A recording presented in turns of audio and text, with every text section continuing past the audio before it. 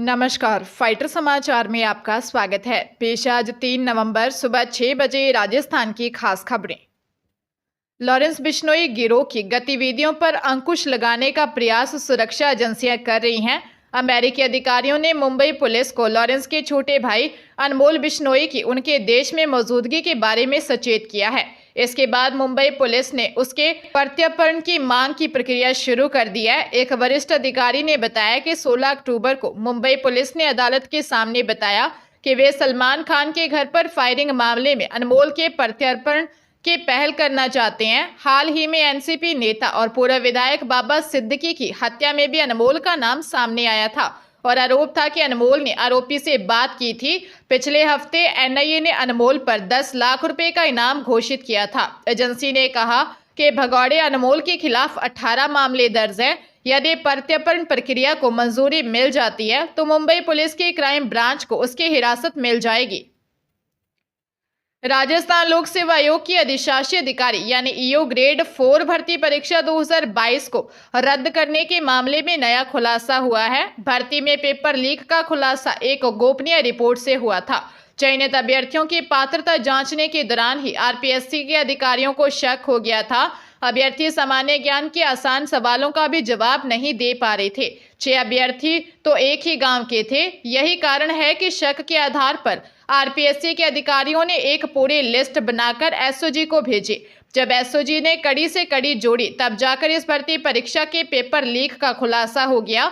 SOG ने प्रदेश के विभिन्न जिलों में 30 जगहों पर छापेमारी कर 28 लोगों को पकड़ा था। उनमें से 17 को गिरफ्तार कर लिया गया है। एसओजी ने नकल माफिया तुलछा राम और पौरव कलेर गैंग के पेपर लीक करने का दावा किया। पेपर लीक की पुष्टि पर आरपीएससी ने भर्तियों को रद्द कर दिया। बीकानेर के कालू थाना क्षेत्र में सड़क हादसे में चाचा भतीजे की मौत हो गई, वहीं एक अन्य गंभीर रूप से घायल है।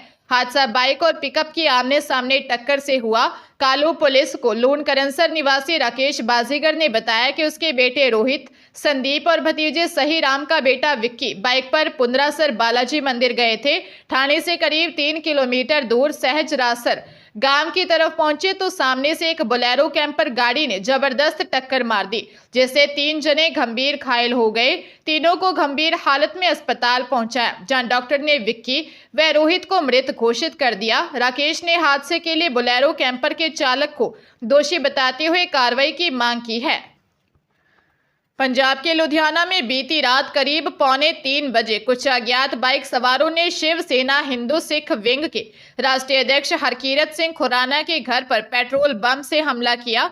धमाके का सीसीटीवी वीडियो भी सामने आया है।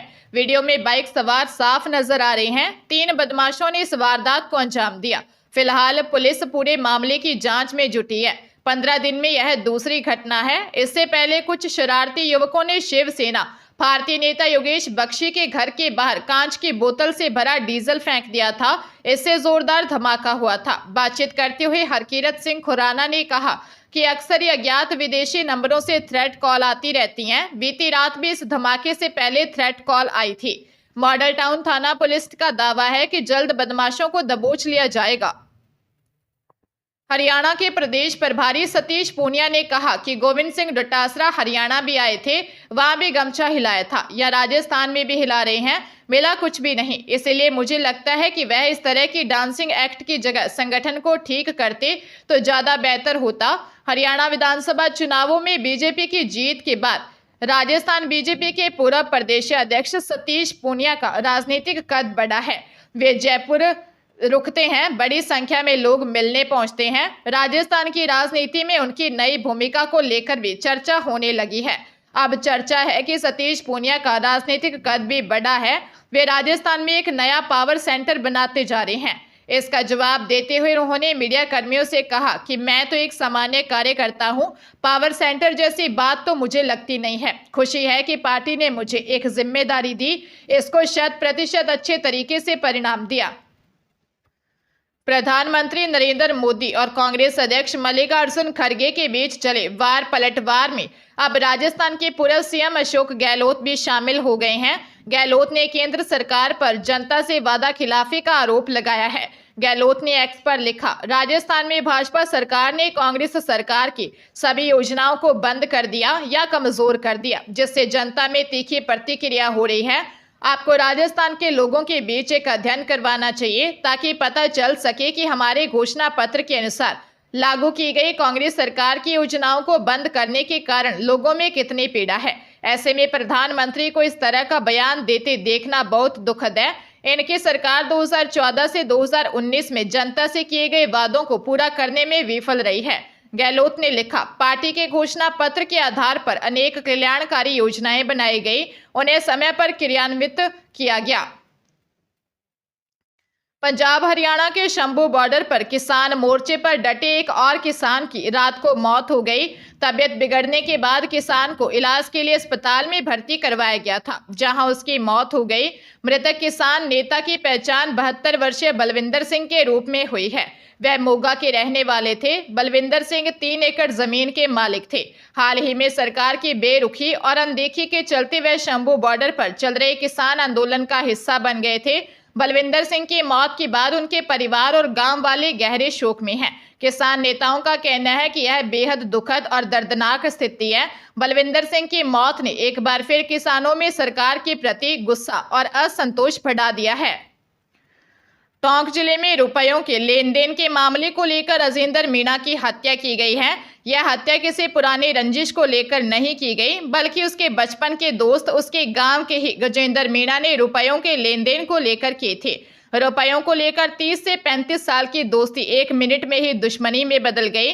पुलिस आरोपी को डिटेन कर पूछताछ कर रही है। सौंप थाना प्रभारी राजेश तिवारी ने बताया कि थाना क्षेत्र के छाण हाल उनियारा निवासी 40 वर्षीय गजेंद्र सिंह का उनियारा में ही डेंटल क्लिनिक है। उसके बचपन के दोस्त छाण निवासी राजेंद्र मीणा का 2.5 लाख रुपए दे रखे थे। कार से गजेंद्र मीणा दोस्त 45 वर्षीय परचूनी दुकानदार राजेंद्र मीणा के पास गया और रुपए मांगे। राजेंद्र ने फसल आने पर रुपए देने की बात कही। इसको लेकर दोनों में कहासुनी हो गई। इसी बीच गजेंद्र ने राजेंद्र पर हमला कर उसकी हत्या कर दी। हरियाणा के सोनीपत में 3 महिलाओं ने ज्वेलर्स शॉप से सोने के कड़े चुराकर फुर हो गई। चोरी किए गए कड़ों का वजन 84.500 ग्राम था और इनकी कीमत करीब 6.5 लाख रुपए बताई जा रही है। वारदात का खुलासा दुकान में लगे सीसीटीवी के फुटेज देखने पर हुआ। थाना सिविल लाइन पुलिस के अनुसार विनोद जैन की सोनीपत में सुभाष चौक के पास निक्की ज्वेलर्स के नाम से सोने चांदी के आभूषणों का शोरूम है। उसने बताया कि दुकान में 3 महिलाएं शोरूम पर आई और 84.500 ग्राम के सोने के कड़े चोरी करके ले गई। विनोद जैन ने बताया कि दुकान में चोरी का उस दिन कोई पता नहीं चला। बाद में दुकान में बिक्री स्टॉक का हिसाब किया गया तो गड़बड़ी मिलने पर सीसीटीवी की रिकॉर्डिंग चेक की तो पूरा मामला खुल गया। पुलिस ने सोने के कड़े चुराने वाली महिलाओं की पहचान के प्रयास कर रही है। अजमेर जिले के रूपनगढ़ में नियमों की अवहेलना कर खाली पड़े बेशकीमती जमीन पर कब्जा दिखाकर पट्टे जारी करने के मामले में पंचायत समिति के सरपंच, ग्राम विकास अधिकारी और 4 वार्ड पंचों के खिलाफ मामला दर्ज करवाया है। पंचायत समिति किशनगढ़ की विकास अधिकारी रेखा मीणा ने रिपोर्ट दर्ज करवाई। मामले की जांच थाना प्रभारी भंवर सिंह राव को सौंपी गई है। राजस्थान पंचायती राज नियम 1996 के नियम 156 के तहत तैयार की गई कुल 8 पट्टा पत्रावलियों हीरालाल श्रवण, आमीन, बहादुर खान, कायम खान, नंदलाल, कैलाश बेनीवाल, चौथूराम, सदीक मोहम्मद, हबीब मोहम्मद तथा मोहन राम को अनुमोदन के लिए भेजी गई है। इसकी जांच के लिए जिला स्तरीय समिति गठित की गई। कमेटी द्वारा जांच व मौका निरीक्षण किया गया। सरपंच तथा वीडियो द्वारा बेशकीमती भूमि को खुर्द-बुर्द करने के प्रयास कर राजकोष को भारी हानि पहुंचाने की चेष्टा की गई। फिलहाल जांच जारी है।